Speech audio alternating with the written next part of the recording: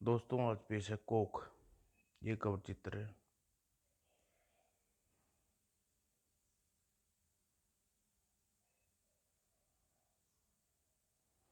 हर परिवार में को अपने घर में एक मेहमान के आने का इंतजार होता है। आज शर्मा परिवार का इंतजार खत्म होना था। माँ एक समय जो जो करती है वही वह लक्ष्मी शर्मा कर रही थी। सभी ऑपरेशन थिएटर के बाहर खुशखबरी के आने का इंतजार कर रहे थे। भगवान, बहुत समय बाद तुमने हमारी सुन ली। मेरी बहू को, आने वाले बच्चे को सही सलामत रखना। क्या बात है, आज तुम मुझे यहाँ क्यों ले आई? कोई खास बात है क्या? खास नहीं, बहुत खास है। इसलिए मैंने सोचा ये बात तुम्हारी पसंदीदा जगह पर मिलकर बताऊं। अब बताओगी भी? मेरा सब्र टूटता जा रहा है। तुम बाप बनने वाली हो। जल्दी हमारे घर में एक छोटा सा मेहमान आने वाला है। ये हमारी ज़िंदगी की सारी खुशियाँ को दुगनी कर देगा। ओ माय गॉड रितु, तुमने आज का दिन बना दिया। आज मैं बहुत खुश हूँ रितु, बहुत खुश। क्या सोच रहे हो भैया? कुछ नहीं गज्जू, बस यूं ही। चिंता मत करो भैया, सब ठीक होगा। बच्चा बाहर आ रहा है, लेकिन मैं आज तक किसी को इतना भयानक तरीके से चीखते नहीं देखा। ऑपरेशन पूरा हुआ। क्या हुआ डॉक्टर? कैसा है मेरा बच्चा? कैसी है मेरी बीवी? मिस्टर आशीष आपका लड़का हुआ है। भगवान का शुक्र है उसने मेरी सुन ली। लेकिन लेकिन क्या डॉक्टर? हम आपकी पत्नी को नहीं बचा पाए। क्या? एक नई जिंदगी दुनिया में कदम रखा और एक पुरानी जिंदगी दुनिया से विदा हो जा रही है। ले, 2 साल बाद। ये ले माँ, इसे रोने का समय, खाने का, सोने का समय हो गया है। तुम्हारे अलावा किसी के साथ नींद नहीं आती। जानती हूँ मेरी लक्ष्य अपनी दादी के साथ सोता है ना। लक्ष्य देखो कैसे हंस रहा है। रात के को चादर गहरी नींद की आगोश में। अरे अक्षय कहाँ गायब हो गया? अरे दिलीप के पिताजी, उठिए, देखिए अक्षय मुझे ढूंढ रही हो। दादी, अक्षय तुम? क्या हुआ दादी? आपने अपने पोते को देखकर खुश नहीं हुई? बचाओ बचाओ, ये शैतान मुझे ढूंढ रही है ना। देखो मैं यहाँ हूँ, मुझे गोद में उठाओ ना। मुझे गोद में लो दादी, अपने पोते को से क्या डरना। अरे जा रही है दादी, रुको। अपना पोता को दुलार का भूखा है। इसे अब इसे मुझे पर मुझे छोड़ नहीं सकती आप। आखिर अपने पाने के लिए इतना कुछ किया है आपने। अब आपके पास हूँ तो मुझे गोद में लेने तक को तैयार नहीं। ऐसा कैसे चलेगा? अब आप मुझे छोड़ सकती है, लेकिन मैं आपको नहीं छोड़ूंगा। पूरा परिवार दहशत में आ गया था। किसी अपनी किसी को उसकी मौत के कारण का पता नहीं चला। और अगले उसके गले पर कोई ना कोई निशान था, लेकिन और ना ही कुछ और। किसी के पास प्राकृतिक मौत मारने के अलावा दूसरा कोई चारा ना था। लक्ष्मी की अंतिम संस्कार हुआ और दिन बीतने लगे। ओ बेटा मेरा अक्षय, बोल दादा। बेटा, दादा बोल दादा। अभिषेक के पिताजी। लक्ष्मी तुम? लक्ष्मी, लक्ष्मी कहाँ जा रही हो? रुको रुको। लक्ष्मी कहाँ जा रही हो लक्ष्मी? और मिस्टर शर्मा खुद नहीं जानते थे लक्ष्मी का पीछा करते हुए कहाँ जा रहे हैं। कहाँ गई लक्ष्मी? कहाँ गई? कहाँ गई? अभी तो मेरे सामने थी। अक्षय, लक्ष्य कहाँ गया? दादा, लक्ष्य तुम वहाँ कैसे पहुँच गई? बाय दादा। और अगले ही पल और पहले वह पैर आगे बढ़ा पाता, इससे पैरों जमीन पे खिसक गई। हमने उन्हें बच्चे को यहाँ किनारे पर छोड़कर पटड़ी पर जाते देखा था और चिल्लाते चिल्लाए भी। वो लक्ष्मी लक्ष्मी चिल्लाते निकल गई। शुक्र है बच्चे को नहीं ले गए, नहीं तो भगवान सोचकर भी डर लगता है। समझ में नहीं आ रहा आखिर ये सब क्या हो रहा है। आखिर ये कोई भूत बाधा तो नहीं? मैं एक तांत्रिक को जानता हूँ, तुम गज्जू उससे मिलने चले जाओ। ठीक है भैया।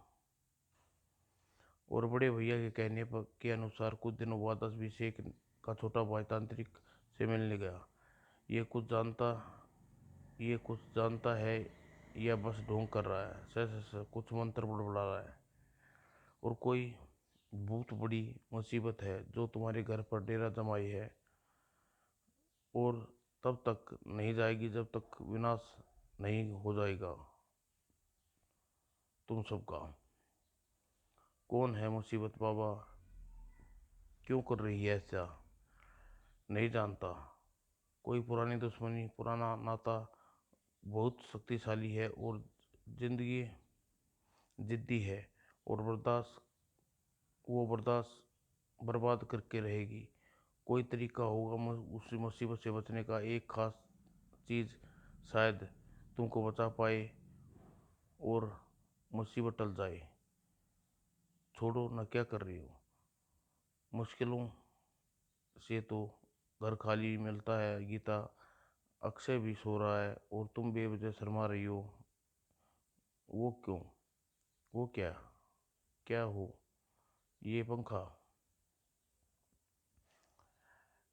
ये कुछ ज़्यादा ही तेज चल रहा है, जबकि इसे इतना तेज नहीं चलना।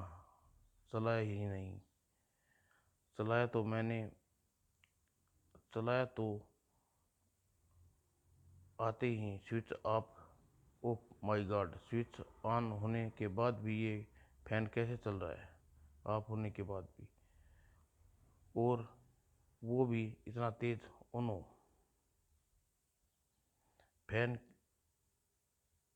दीवार फैन दीवार से उखड़ गया और इधर ही आ रहा है। ये असंभव है, ये असंभव है, ये नहीं हो सकता। तड़ाक। ओह, बहुत दर्द हो रहा है गीता, तुम ठीक हो ना? कहाँ आह कहाँ जा रही हो गीता? ये क्या कर रही हो? आह गीता रुको, तुम्हारी चोट लगी है, रुक जाओ। गीता को कोई होशो हवास नहीं था, जैसे अपने पर काबू ही नहीं थी और पागल हो गई थी गीता। छोड़ छोड़ दो उस कांच को। अब चिल्लाने से कुछ नहीं होगा दिलीप, कुछ नहीं होगा। समय आ गया है कि अब हमारा हमें हमारा इनाम मिले, पहले तुम्हें और फिर मुझे। गीता, ये तुम सब क्या बक बक कर रही हो? बस दिलीप, वक्त आ गया है कि तुम शांत हो जाओ हमेशा के लिए। चलो भैया भाभी, ये खुशखबरी दे मुताबिक हल मिल गया है। आप चलिए भैया, मुझे एक ज़रूरी काम कॉल करनी है, मैं बात करके आता हूँ।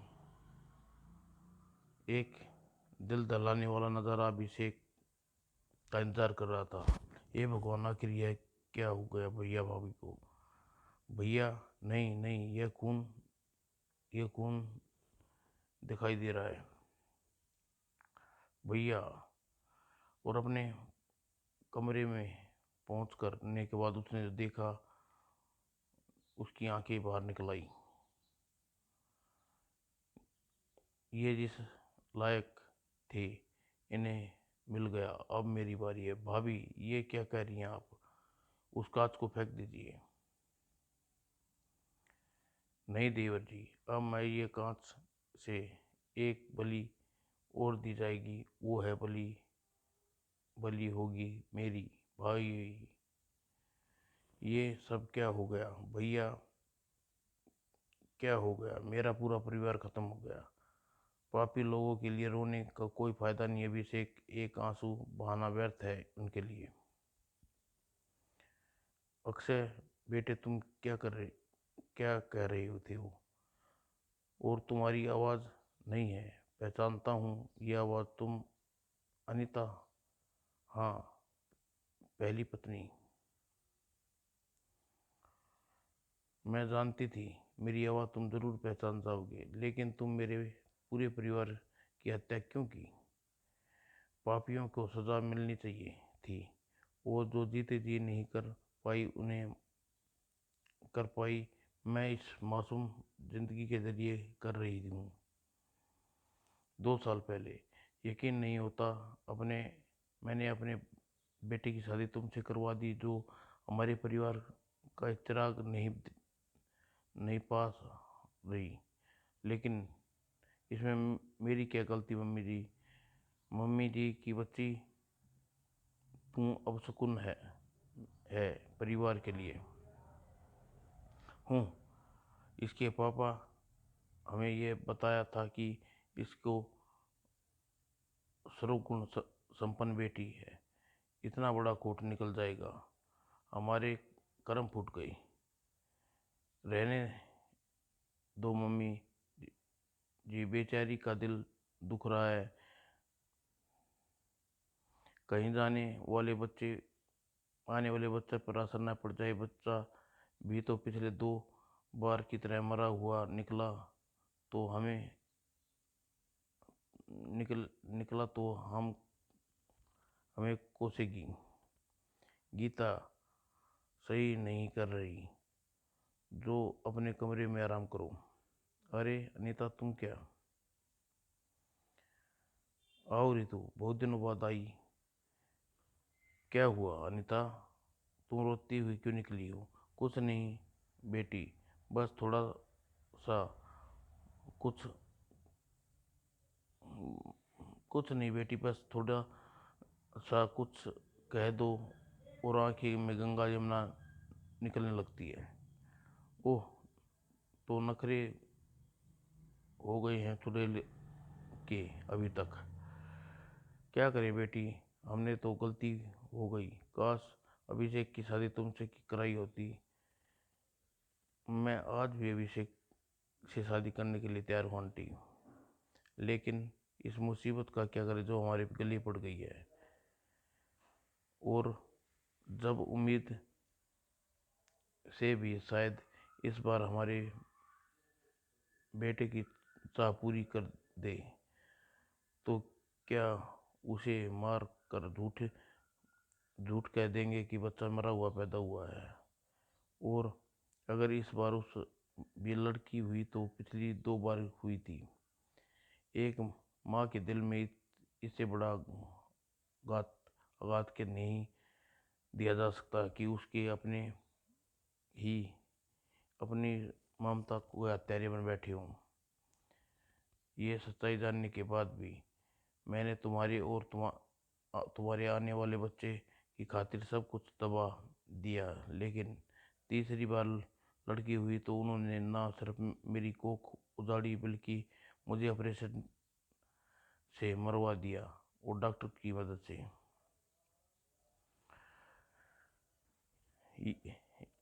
यही है जिसने रितु की डिलीवरी की थी, तुम लोगों के फैमिली डॉक्टर।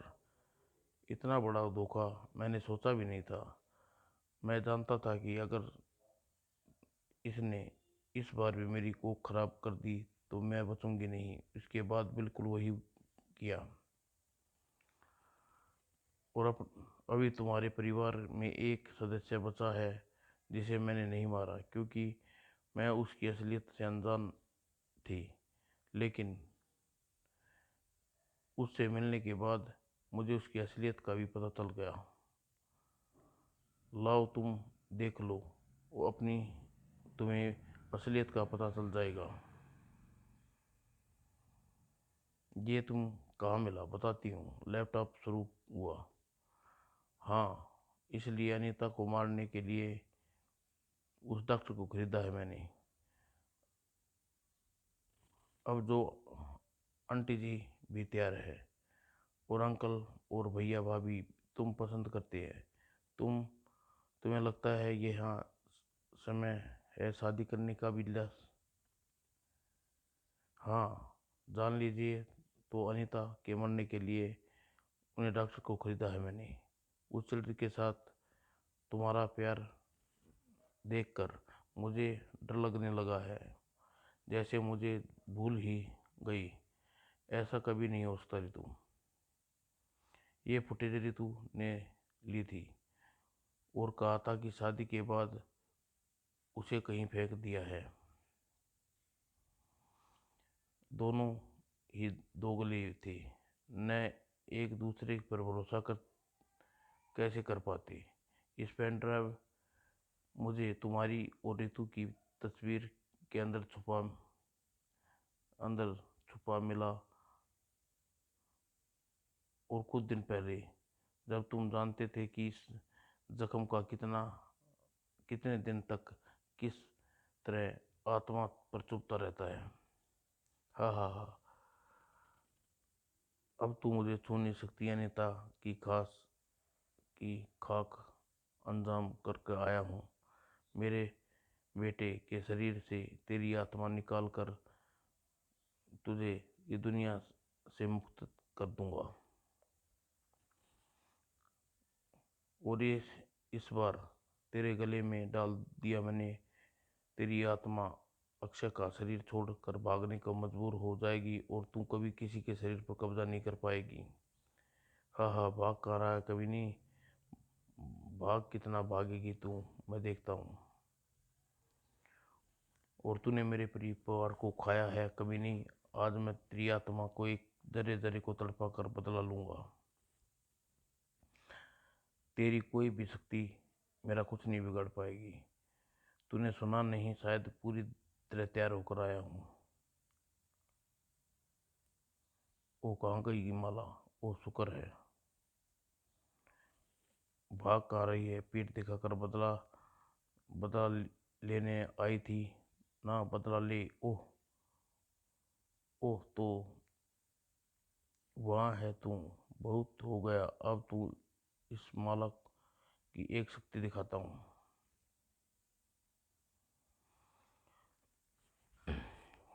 तू ये तुझे मेरे पास खींच लाएगी और हम दौड़ भाग का खेल खेलने की जरूरत नहीं है।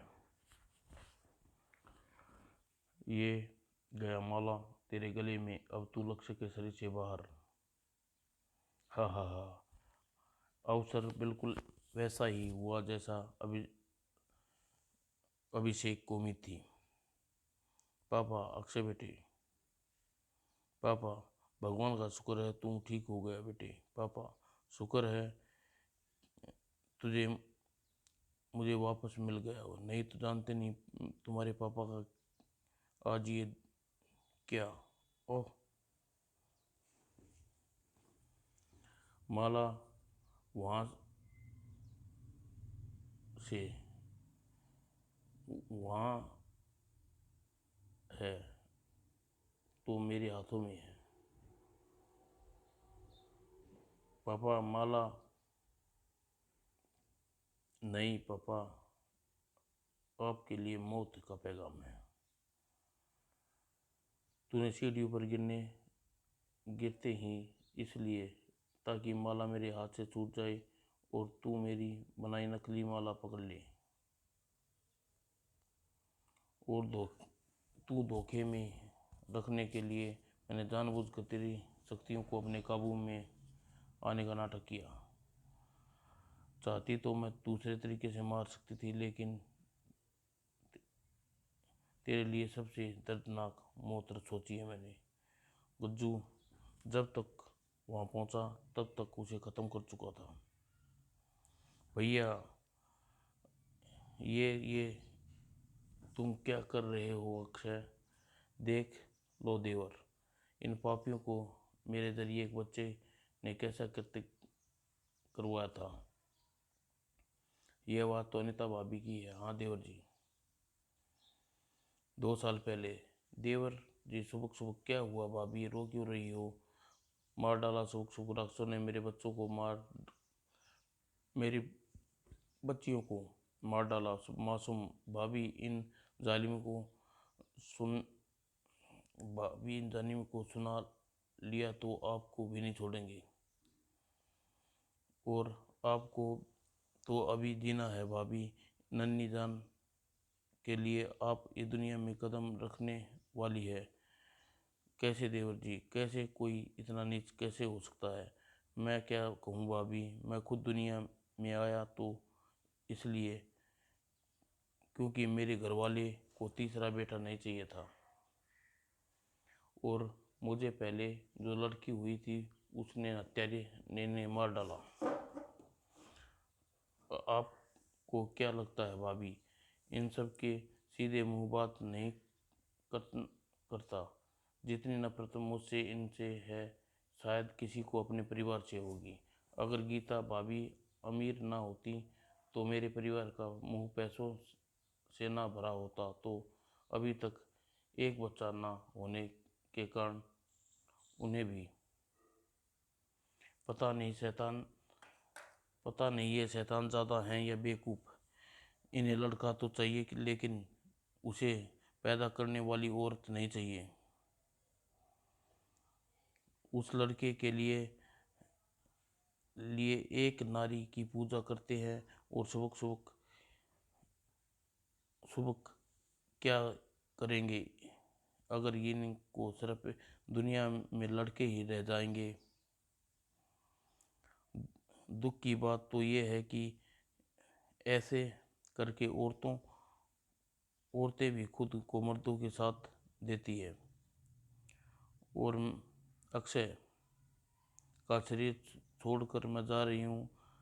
इसकी यादें मिटाकर इन्हें अच्छी शिक्षा देना और सिखाना कि बेटियां बोझ नहीं, अभी श्राप अभिमान होती हैं परिवार का। जितनी औरतें और मर्द की ज़रूरत होती है उतनी ही कहीं ज़्यादा मर्दों को औरतों की ज़रूरत होती है। और इन लाशों की चिंता मत करना, कानून का इंतजाम मैं कर दूंगी। पुलिस को यही कहेगी कि घर में एक जानवर घुस आया था। समाप्त दोस्तों।